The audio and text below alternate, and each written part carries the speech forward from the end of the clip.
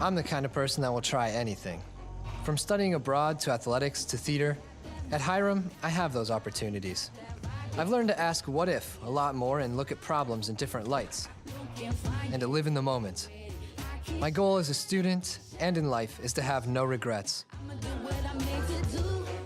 Because of Hiram, I feel like I'm ready for the spotlight. At Hiram, I'm challenged to really think for myself. I've learned that there could be 50 right answers, not just one. My professors have been tough, but also so inspiring. They've really helped me find my focus. Life lessons are what I'm going to take with me from my diverse community of coaches, professors, and students. Hiram has expanded my viewpoints and my beliefs. To me, Hiram means family. You get a chance to know everyone personally. Transferring here is one of the best choices I have ever made. I try to humanize technology. I train students through Hiram's Tech and Trek program so that they can use these resources to work smarter. Every day, I see students working to solve complex, real-world challenges. I truly enjoy fostering those conversations.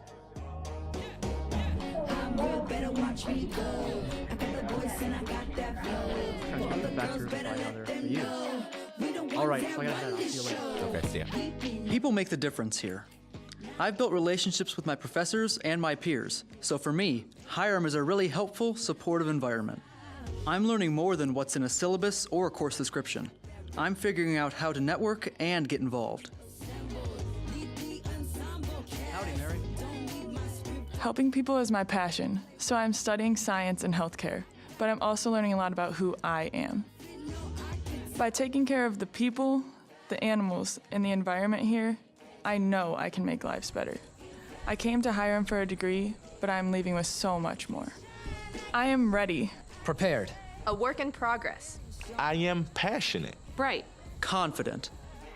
I am the new liberal arts. I am I am Hiram. Visit hiram.edu.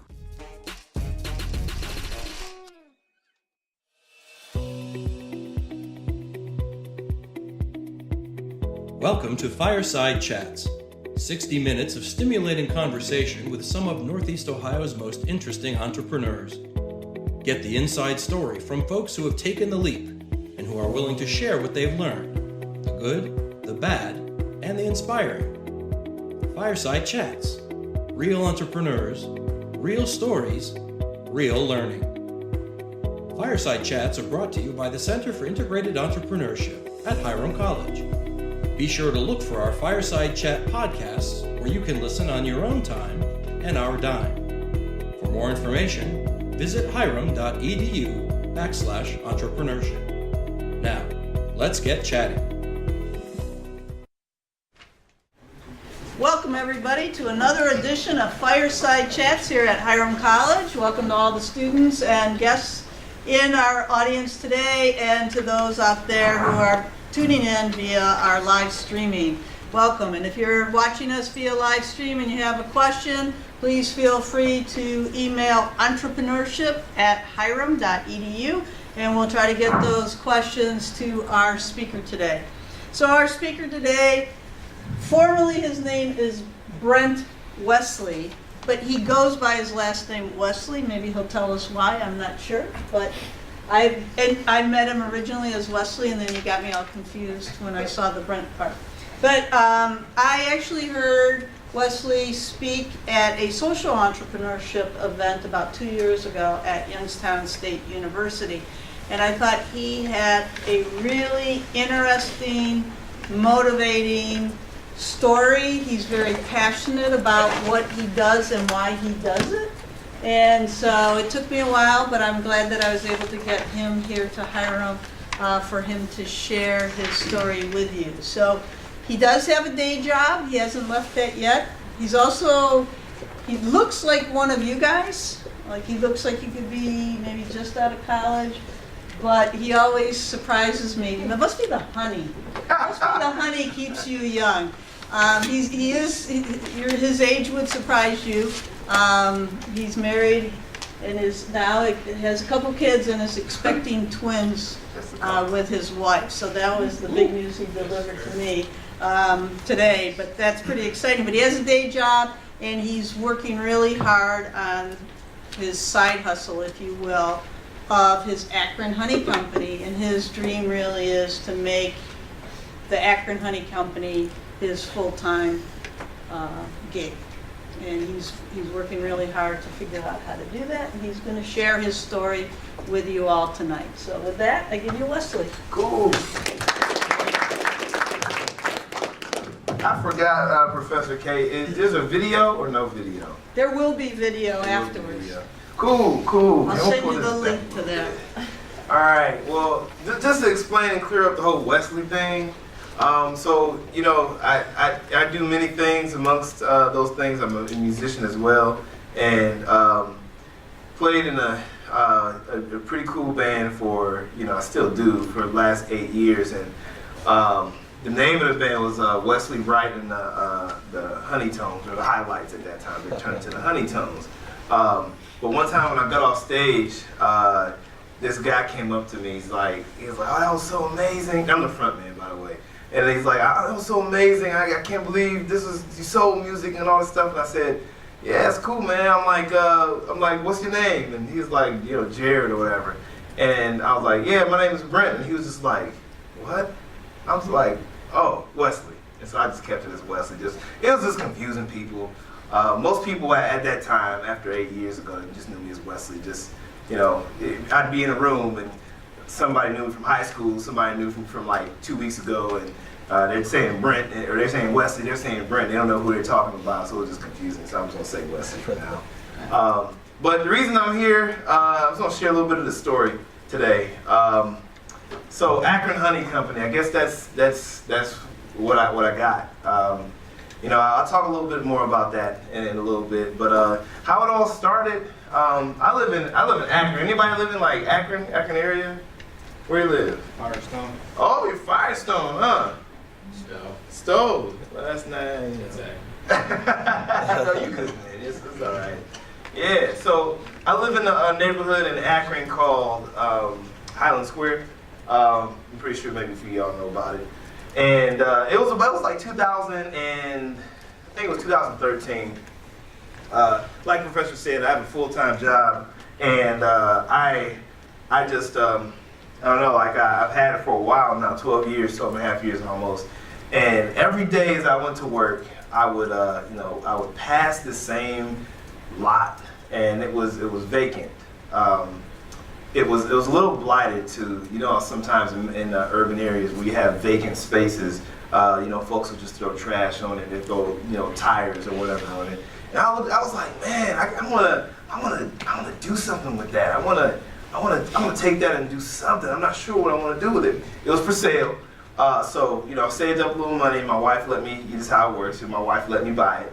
I mean, that's fine. It's how it is. You stay married, you know. So I bought this lot, and I didn't know exactly what I wanted to do with it. You know, a few ideas crossed my mind. You know, urban garden, community garden. I don't know, anything having to do with agriculture, because I'm like a third. I mean, it skipped a generation. You know, I'm a third generation. I guess they call me a farmer or whatever, bee farmer or whatever. My grandparents, they grew up on a farm down in Barnesville, Georgia. It's down in the sticks down there, on about 300 acres. And so a little bit of that just kind of trickled down to me, although it skipped my parents. My parents just wanted us to be like, you know, blue and white collar workers. You know, they didn't want us to have to, you know, go back and do farming. That wasn't even like an option. So, you know, not having any immediate training or anything, some folks were like, well, you should do bees. And I was just like, okay. You know, like as much as I knew about a bee, I would like spray a bee to death. Anything that flew and had a sting was a bee to me. You know, I had no clue what I was in for. So I did some research. Did a little bit of research for a few months, and a few things happened that kind of led me to choose, you know, honeybees. I went down to Amish country down in Berlin, Ohio, and it had some like the best honey that was on tap. And it was like, you can tell it was extremely fresh, and it was very, the flavor was pretty acute. So when I got back up, my wife and I went down the trip down there. We came back up, and I was like, you know what, I want to do bees. You know, I want to do honeybees. So I did what any like millennial would do, and just like look it up online. That's how you kind of figure it out. Nobody really taught me or anything. These are some of the hives that are in that lot. So pretty much I built this fence, learned how to keep bees, went to Ravenna, I think it was Ravenna, no, it was Brentfield, and bought my first package of bees. And I mean, a lot of folks don't know, they even ship bees. You should never know what you're getting, you know what I mean? Just don't kick the box or anything, you know, that's not a good idea. So I got my bees, and I started learning how to figure out how to just keep them. And it's always unexpected. I know y'all are thinking about doing honey. You never know what's going to, you will never know what's going on for like probably 5 years. If you're just doing honey, that's just honey. You'll have no clue. You could be looking, you could go through beginners classes, you could go online and do tutorials, but you're not gonna have any idea. Because you could have done everything right, and you come home and you got 5 pounds of bees just balled up in the tree. You gotta go get them. You know, you'll never know. I'm not trying to tell you not to do it. I'm just letting you know, you'll never know what's gonna happen. So I started doing bees, and it wasn't supposed to be a business or anything. I was like, you know what? I wanted something real cool for my neighborhood, because everyone always went up to Cleveland on the weekends, and they're like, you know what? Lakewood is really cool. Tremont, Ohio City is really cool. I'm like, well, what about our neighborhood? It's a pretty hip neighborhood. So I wanted to create something memorable for our neighborhood, something that people would brag about. And I started to do that. And again, it wasn't supposed to be a business. It was just like a passion for people, my community, place, things like that. And I had like this burning desire to kind of create something out of this just gray space, this gray matter of an area, this vacant lot that was generating no income. It was an eyesore for most people who was, driving up and down the street. So the fun started happening. It's time to harvest your honey. This is a little bit of information for y'all. So you're not supposed to harvest honey the first year. So you'll install your bees in maybe like, I don't know, late May or something like that. And later in the year, there's a couple different what we call nectar flows, where the flowers are blossoming enough for the bees to go out and get nectar, bring it back, and create honey. So it's like 2 major flows that happen in Ohio, northeastern Ohio. And you're not supposed to the first year, you're not supposed to harvest, because they got the honey's for them, it's not for us. So pretty much, a lot of folks say, oh, you make honey. Like, I don't make honey, I just take it. I don't it's pretty easy. I don't have to do any of the work that they do. I just, create the space for them. So that first year, you're supposed to, build up enough honey for them to last throughout the winter. Because in the winter, they don't like, go down south or anything. They don't really hibernate. They just stay inside of the hive.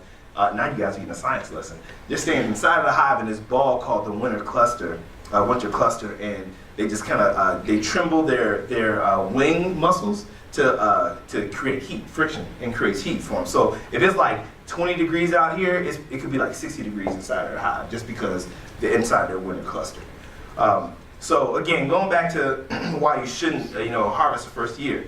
But I didn't realize that like our area has like some of the best plants for bees making honey. It has like a surplus. It gave them a surplus of honey. So that first year, I took out a frame, and I didn't do a lot. I just took one frame and I tasted it, and I was just like, what in the heck is this?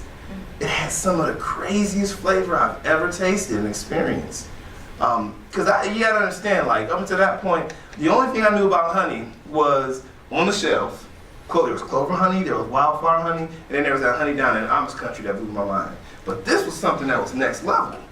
I was like, can I not use profanity, right? Go ahead. I was like, damn, this is good stuff. This is like really good stuff. And a couple things happened. I guess I started to become like an artisan.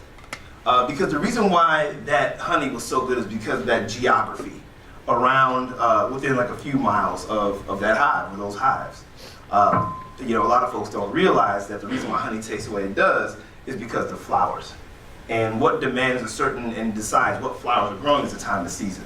So, you know, in spring, going into summer, you get like, you know, white Dutch clover, you get black locust, but then going into the fall, you get a different array. You get, you know, goldenrod, you get, you get mustard, you get Japanese knotweed, which actually turns the honey like a blood red.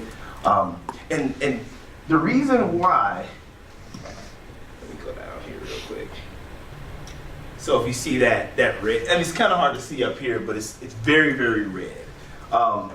And that's that Japanese knotweed. It's crazy. And the reason why on the store shelves you don't see that is because what we do as beekeepers for the big companies, you know, they say, okay, well, we're going to take this area, maybe Western Ohio, and we'll harvest all these hives at the same time, and we'll just mix it all together, and here's your wildflower honey, or here's your white Dutch clover honey, or whatever. You don't actually get to experience the flowers that were in that area.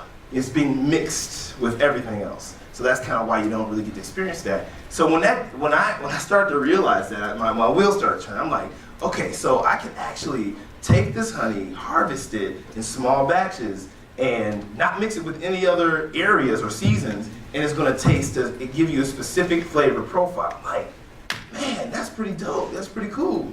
So what I did, I was like, you know what? So if that's true, and I'm in this area, which is Highland Square, West Akron, what would happen if I purchased another vacant property over on in the east side of Akron?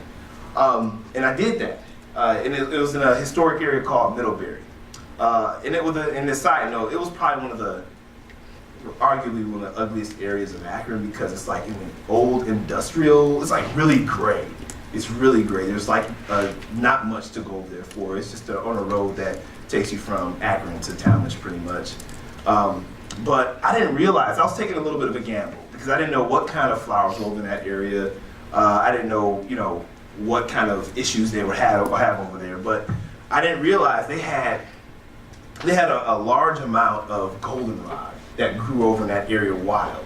There's a lot of woods over there as well. So the honey that comes from what we call Middlebury got to be known as Middlebury Red, as all the locals knew it as Middlebury Red. Really, it was really respectful in its taste come fall, but very like dark and red, and like folks just go crazy over that stuff. But let me get back to the story so I can get the heck through this. So pretty much, I learned how to harvest honey, and I learned how to, you know, micro batch, and you know, so we can experience all the different flavors. But then I started thinking, I was like, okay, what can I do to make this thing like more of a permanent part of my life? I mean, I'd love to just quit my day job and just, you know, harvest honey and make all this money and all this stuff. So I started thinking about it. And it was around 2000, I guess it was 2015, 16. There was this show that LeBron put on. It was called Cleveland Hustles. I'm not sure if y'all have seen that. You may or may not have seen that. Long story short, we got on the show. And it was kind of like a Shark Tank, a feel-good Shark Tank type of show. It's still on CNBC. It aired on CNBC. It's still online and everything. But we went up against, we were like competing against another company called Fountain. They're doing great. They're awesome folks. And for I guess the first time in that show's history, that small history, they chose Fountain as the winner, but then they saw our story and saw how well we did it with our challenge, and they also chose us for the grand prize of an investment. And our investment was, you should really remember this because this is something you really need to know and keep with you. We won this investment of like up to $200,000. However, we'd have to move up north. We'd have to, I probably had to transplant my family up there. It was just 4 of us at the time, my wife and our 2 daughters. But it was the terms that kind of turned me off. And when I say terms, most folks will think, oh, how much percentage did they want of the company? That really didn't bother me as much as the circumstances, those kind of terms. So at the end of my episode, like I realized that, yeah, people were buying honey, that's cool, but they wanted like personal care stuff. We happen to have like a lip balm and a salve that we made that day just for sample, and people were buying that stuff like crazy. So at the end of our episode, like I sat down with the investors and they're like, hey man, Wesley, you did a great job. And I was like, thanks, but we should have had more of the personal care. That's where the margins are at. That's where the money's at. There's not like big margins in honey. Like no one, if you give a beekeeper $1 million, in another like 10 years, you're gonna have like $5,000 left harvesting honey. You just don't make the money like, you know, harvesting honey. So I told them like, yeah, I appreciate it. However, I don't wanna take y'all's money, because they were like, yeah, here, just still take the money. I was like, no. So just as a little note, like, you know, money's not, it's important. Cash is like king when it comes to a small business, but like it really isn't everything. Because if you know, if your shit is good, then you can make that money tenfold. So you gotta know when to, I'm sorry. You gotta know you gotta know when to take the money. You gotta know, you know, what you're worth. I didn't know what I was worth back then either. I didn't know a doggone thing back then. In retrospect, I didn't know a doggone thing. So, you know, after that show, we went into personal care. We started doing small batch urban honey and men's personal care. This is the second mistake. This thing should be called like the Wesley's 4 mistakes or whatever, because these are some mistakes. So I went into personal care because I was thinking, you know what, if I'm gonna make this thing work, I wanna reduce the amount of competition, I wanna have something novel, I wanna appeal to the trendiness of the market. Some of the biggest trends were folks wanted small brands that were authentic, that were transparent. And I was like, hey, that's us, we can do that. You know, we get all our beeswax locally, we have a feel-good story, we can win. The problem was, here's the problem. Here is the problem.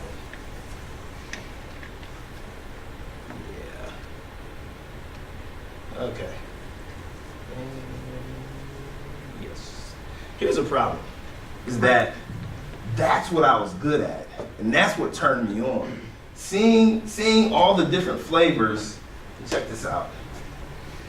These are different areas. So MB is Middlebury. This is like when I first started. Middlebury. This is Bessemer Farms, and this is Highland Square apiary, and you see they're all different colors. These two honey batches of honey were collected from hives that were probably 4 miles from each other, and only 2 months away from me, 2 months apart. So this was like the really cool part, the flavor. When I went to like men's personal care or even personal care, I was making that decision because of fear. I made it because of fear, because I have a wife at home who hasn't had to work since I started my corporate job. I had 2 girls at home, and I had to make this thing work or else. And I was like, okay, you know what? By going into a high margin, high profit margin industry where we have the best story, we'll do it, and that will work. But my heart wasn't in it. Like it completely was not in it. So we had been doing that pretty heavily for about a year and a half, really just programming our consumers like we were personal care. Get your balm, your beeswax body balm, get this, get that from us, your lip balm. But it just wasn't right here. So it was about halfway through the year last year, so maybe in June last year, I realized, I'm like, we gotta get back to food. We gotta do it like better than anybody can. And that's something I'm like, I can do that in my sleep. So what I decided to do was just take what Akron Honey Company was and just reinvent it as just Akron Honey, just a condiment company. So what I did was a lot of experimentation, a whole lot of experimentation. I invested a lot in myself. I went out to LA several times, and this is another thing y'all need to understand. You gotta get out there, and you gotta get your name out there to people who are outside of your campus, outside of your city, people who will keep it real with you and let you know, oh yeah, this stuff is great, or that's not so good. I've been to LA like 3 times, Austin once, Vegas once, and like 4 of those times was like by invitation, just because I put myself out there. But by putting yourself out there, you can see what's out in the market and understand some of the trends and the data. You gotta have the data to make the best decisions. This is kind of where we started. I realized that Westerners, Americans, we like love to dip stuff. Now, I wish I had samples. I'm so sorry, y'all. I know y'all probably hungry and everything, just looking at this and like salivating. I forgot the samples. That's the entrepreneur mindset. We forgot the samples. But I realized that we like to dip stuff and we like to spread things on our food. So like a lot of times I make my food choices based on what I can dip it in. Like Nutella, for instance. Y'all like Nutella? Yeah, see? But there's a lot of bad stuff in there. So I started thinking, I was like, what if we made a version of Nutella that was healthy? I'm like, okay, cool. So what I did was, I'm like, all right, I got this jar of honey, and how can I thicken it up? A lot of companies can, throw starch or throw some of the kind of crap in there and grind it up or whatever and make it thicker. But I'm like, let's just try oats. So I took oats, ground it to a powder, combined it with the honey, and you got your texture. But then I'm like, what about the flavor? Well, it's sweet already and it has flavor because it's honey. What I did then, each jar, each flavor, I kind of created its own character. I wanted each flavor to have its own character. So like I took organic powder and flavored a couple of them with that. Organic extracts, also used to flavor some of it. So like the one on the upper left, I'm not trying to sell y'all, I'm just kind of like telling a story. The honey spread that's like chocolate is called Cacao Wow. So it uses actual cacao, raw cacao powder. Top right is simply cinnamon, so it's just ground cinnamon. And the one right here is OMC, Oh My Cocoa, which is flavored by the extract. And the special part about these things that it's really simple. So like the ingredients are really simple, and the process is really simple. So with Nutella, you can look on the back of Nutella's ingredients, and literally you probably won't even know what it's talking about. Let alone you won't be able to pronounce half of the stuff, and the stuff you can pronounce, it's not good for you. We've got like 3 ingredients in every jar. It takes our honeybees over 20,000 miles of flight just to make every single jar. So every jar is pretty special. But I guess the magic for us was like, okay, how can we allow people to enjoy the food they're already eating? That's another lesson. You got to meet people where you're at. Never challenge the consumer.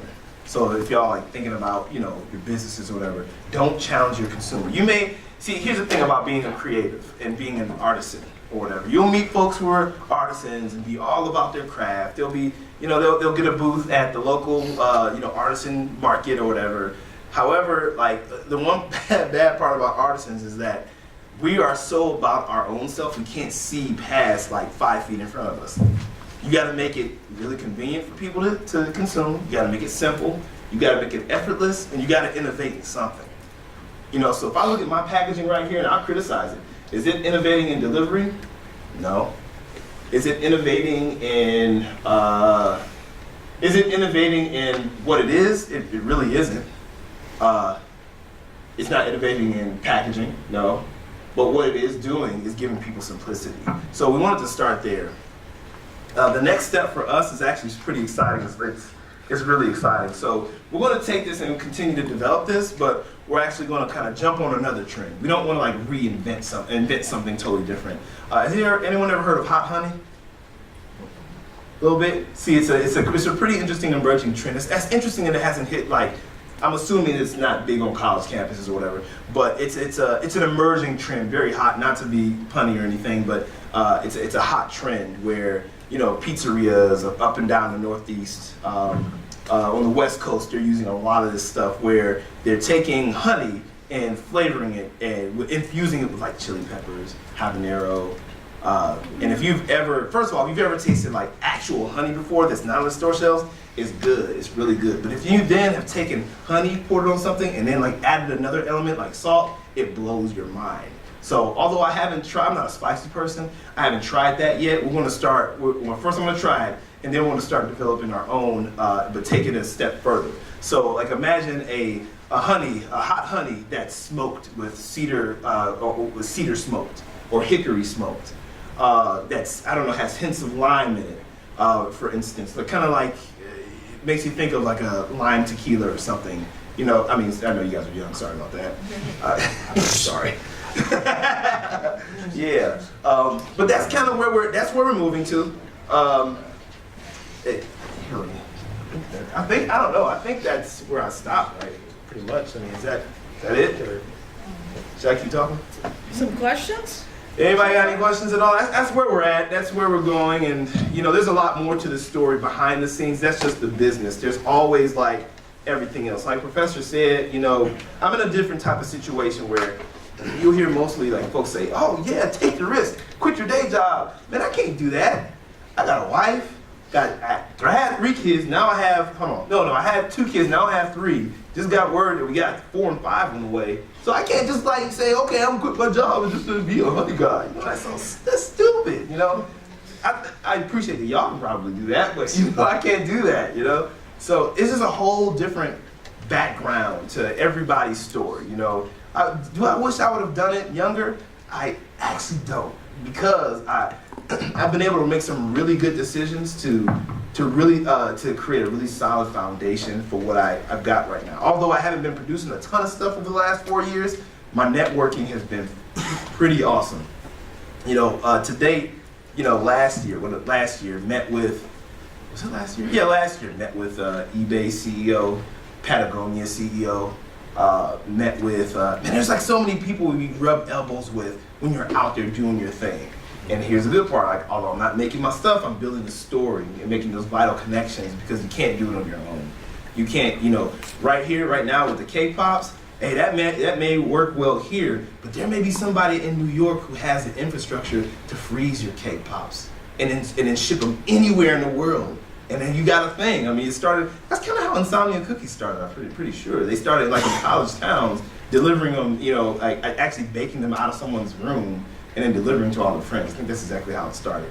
But yeah, there's so much. I'm not here to teach a doggone seminar on this, and you know, but just don't, you know, you're gonna be scared. Just don't make your decisions based off of fear.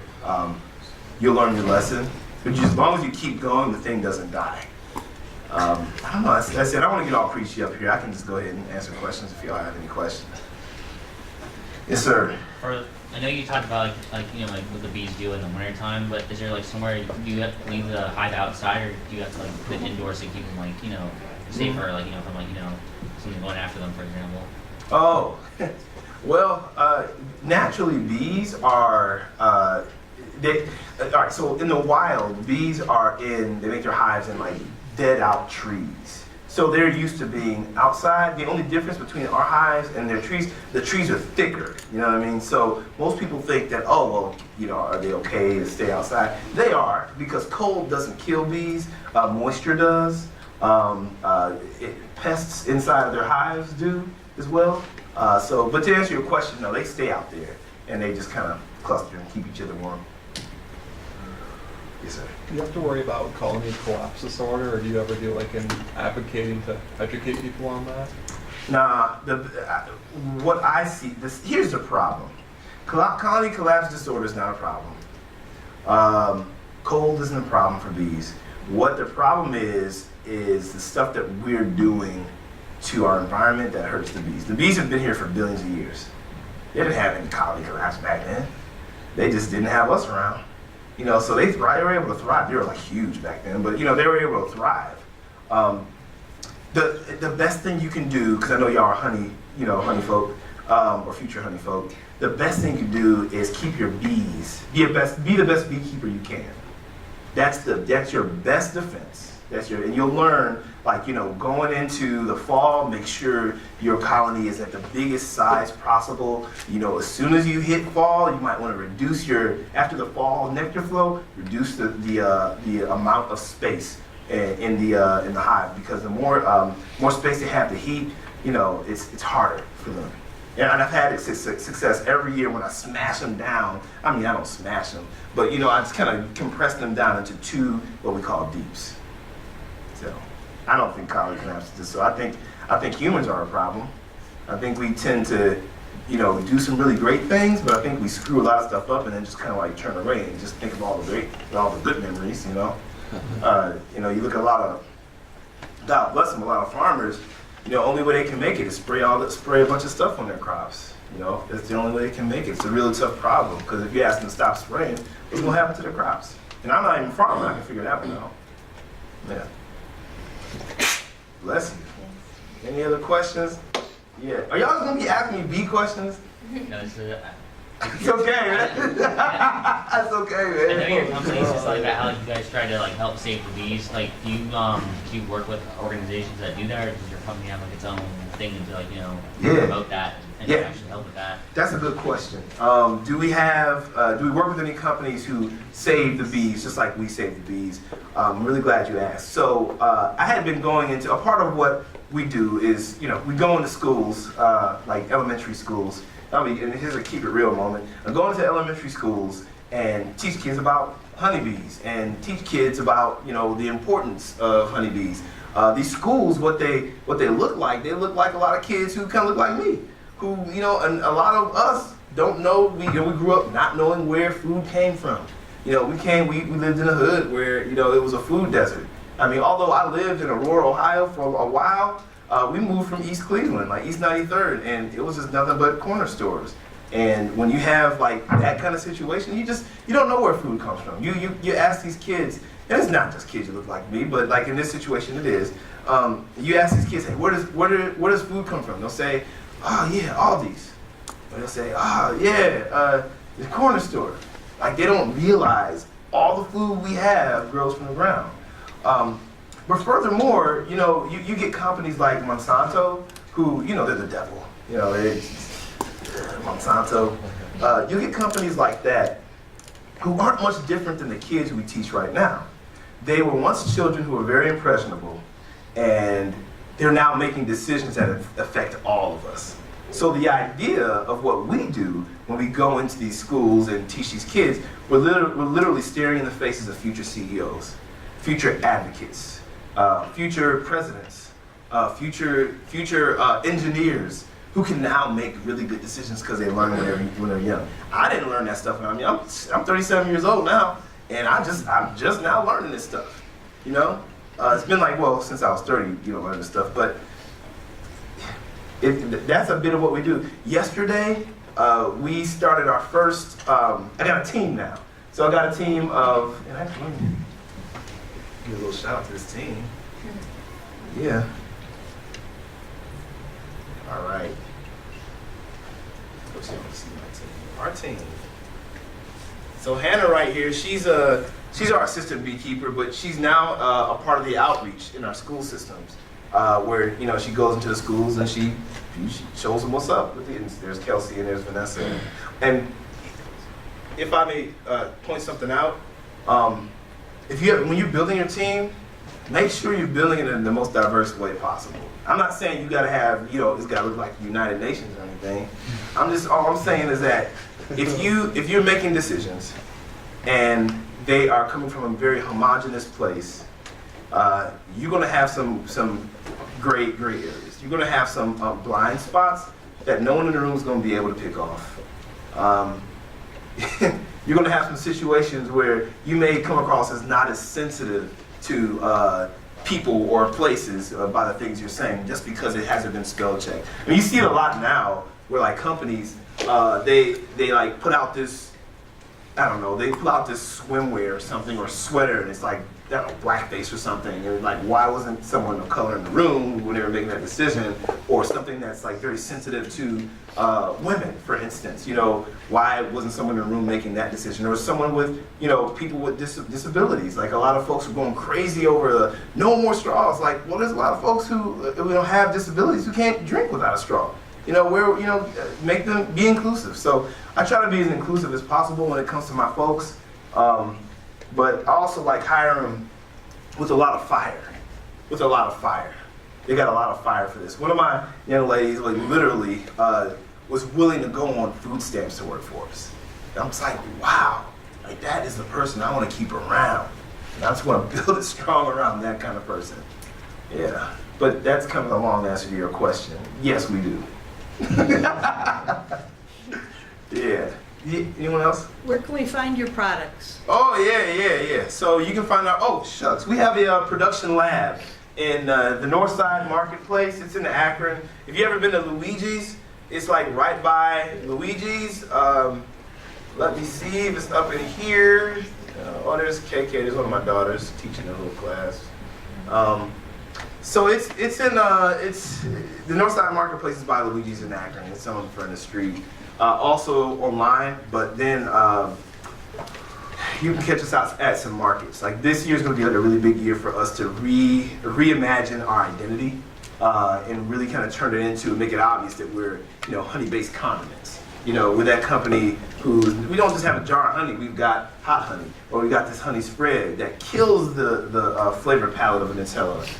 So that's kind of what we're going to be doing this year, and that's your answer your question. That's where you can find us, or online.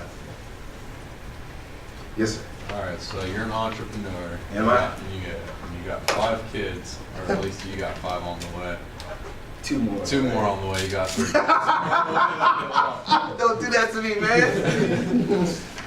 Would you be pushing for them to follow in any kind of entrepreneurial footsteps, or pretty much just on their own? So, ever since I became an entrepreneur, I've been very focused on that thing. So one of the problems that arose was I was going to schools, I was teaching other kids, but I wasn't teaching like my own kids everything that I was doing.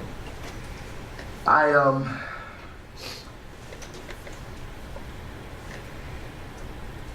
guess like I want them to be the best versions of themselves. I don't want to force them to do anything. I want them to be successful. I want them to help people as they climb. I want to give them all the tools they need to be like freaking awesome. But as they climb, they got to be lifting people around them. That's just the rule. You got to help other people. That's my only requirement. You don't have to be an entrepreneur. I'd rather them like be scientists or something. The one little daughter who is right here. Cadence is her name, right there. You can't really see her, just a little silhouette. She, I noticed early that she was just kind of looking at what I was doing and starting to emulate that. I came upstairs one time and she like set up her own little store. And she's just sitting there just waiting for me to come up to buy some stuff. So I'll support them. But I don't really care for them to be entrepreneurs. I'm not like saying do that. I'm not gonna say that because we're in college. I don't want to say that. Say what? Nothing. Because I'm here because this is college, so I ain't gonna say anything. I graduated from Kent State. Actually, first time I came here was in '98. I came here for a visit, and I played football back then. Yeah, I'm not gonna say anything. What was that? What position did you play? I was like a running back and a free safety and stuff. So you bought the properties because you wanted to help the community. You didn't like the blight. So how did your community react to what you're doing? That's pretty dope. Yeah, I like left out parts of the story. So they reacted with a lot of support. But when I first built this the apiary, I guess the fence, nobody knew what was behind the fence because it was 6 feet tall. It was custom built. I like cut every piece, and it was wood. It wasn't like picket. It was actually wood, so you couldn't see. And slowly but surely, folks started like realizing like what's behind there. And we live in a very liberal, very hipster area, so folks would come around like, oh yeah, bees, man. And that's what they did. Oh, I'm on camera doing this, damn. No, they supported. They supported. This picture right here is something I started. It's called Akron Honey Market Day, and that's when we have the city shut down the street right in front of our apiary. Our apiary is like right over here. And we have food trucks box us in. We've got all these vendors, really hip vendors come out. We have a soul DJ playing music, old soul music. And we've got someone who does like a furniture vendor, like old furniture. They kind of outfit the street. Everyone just sits down, just chills, and just kicks it all day long. So I mean, that's like a lot of support. And I think that we've done some really good things for that city just because of it. Like we had this market one year. Somebody was like looking for a house to buy. Well, actually, yeah, I guess they were looking for a house to buy. And they went to our market and they saw this house up the street. They're like, we want that house because like you guys got stuff like this. So like literally we sold a house on that street because of that. So I mean, They owe us a little something, some commission or something that I've never seen. Yeah, but they're behind it. The entire city's behind it. Get people to like you. Yes, sir. So, you know, we mentioned how you've got a family, you're running a business, you're busy, you probably don't have a whole lot of time. So I'm just curious what your day job is. Oh, yeah. So I work in corporate America. I work for corporate Verizon. Okay. Yeah, I've been doing that for like 12 years. You know, it's good. Money's great, you know. But I'm finding that every day I'm willing to take the risk more and more.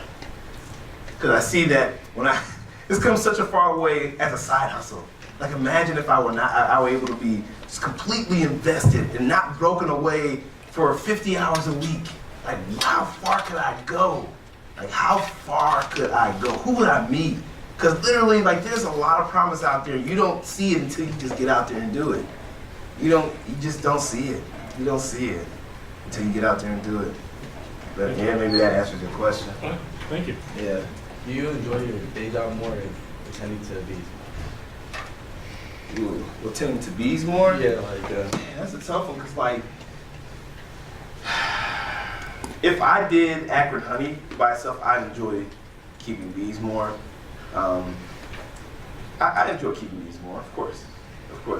I mean, it's like, okay, go to this office or like literally pop this top off of this hive and just watch this colony of just perfection who can show us how to be better people. And I know this sounds like a hippie right now, but it's the truth. Like literally, if you watch what they do, they're the most selfless, most programmed. They're not really smart, but they're really, really programmed creatures. And I mean, they're so programmed, like if this is their comparison, if like one of y'all are really sick, you know, your first instinct would be like, I gotta take care of myself, so let me ask my professor if there's a nurse nearby. Like if you guys were like bees, if one of y'all got sick, you would just get up and leave the room so you didn't get anybody else sick. Like that's how they're programmed. I've literally seen one bee climb on top of another and just fly away because that one bee underneath was sick. It was crazy. It's crazy. So it's like you're watching this organism. The honey's great, yeah, but this organism exist in a way that they were meant to exist. And I've captured them and put them in a box. I'm a terrible person. Don't do it. Yeah. I'm all about your company, man. It sounds really cool. I love Akron. I like the Akron area. My parents are in a band and they play out there all the time. What band? Swap Meet. Swap Meet? Yeah, you heard of them? I've never heard of them. That's funny. They're cool. They're like bluegrass, rock, whatever, you know. Cool. Yeah. Thing. And his mother's a professor here as well. Hey, your mom's a professor? Yeah, she goes on stage and she calls herself the professor. You know? That works. Maybe I bet you all like notice them now that I know their name. I mean, they're at the Barley House and they play there. I don't know what they're playing. I just kind of go and then get free drinks. So. Yeah. But the whole time I was thinking, you got this $200,000 investment that came your way and you didn't take it, and I wouldn't be where I'm at today if I took that. No, but you mentioned the circumstances, and I was interested in what maybe more of those circumstances were when that situation came about. Yeah, to be specific, it was like 25%. Yeah. You know, that they wanted, and the only stipulation at that point was like, look, 25%. You got to move to Cleveland. Not move, but you got to open up a retail store in Cleveland. Not having it. Not having it, man. Well, and you basically started what you did to help your neighborhood in Akron. Yeah. So you had to sacrifice. Yeah. Yeah, that's another big part of it. There was a few reasons. You know, circumstances, one. My family was a big reason. The folks who got me to where I was at is all this right here. So in my mind, I'm like, look, if I can make this work, if I'm that good of an entrepreneur, I can make this work in Akron, and I can be an exporter. I can come up with something cool, something so wonderful and so amazing that people feel that they can't be without it, and I can do it right in Akron. It's going to be a challenge for me, but if I'm that good, great. If not, I shouldn't be doing it anyway. Yeah. So all the kids at home, you know. I